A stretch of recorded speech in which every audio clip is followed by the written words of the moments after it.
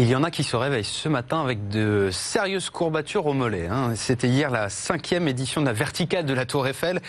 Pour schématiser, pour vous expliquer, il suffit de partir en bas, aller jusqu'en haut. C'est une course contre la montre dans une cage d'escalier à ciel ouvert avec un vent très très fort hier pour gravir les 1675 marches.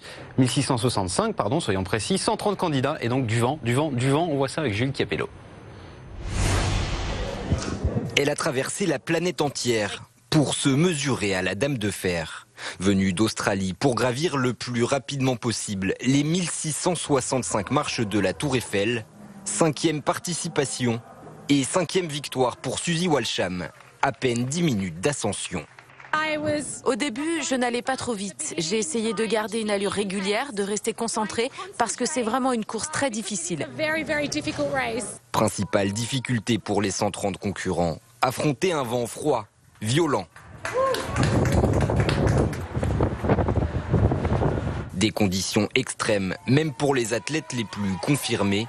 Laurent Vicente a participé à chacune des 5 éditions. Il a malgré tout bouclé l'ascension en moins de 10 minutes. Pour moi, c'était une des éditions les plus difficiles avec des rafales à 80. Il y avait des moments où on voulait essayer de prendre la rampe et avec le vent, on loupait la relance à chaque étage. Mais à l'arrivée, la même récompense pour tous ces athlètes, une vue imprenable sur la capitale.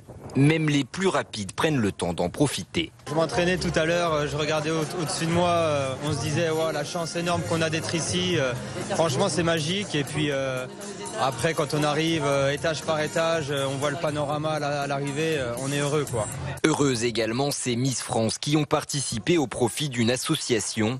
À leur rythme et en relais, elles ont grimpé les 3 étages et fini par franchir la ligne d'arrivée. Pierrick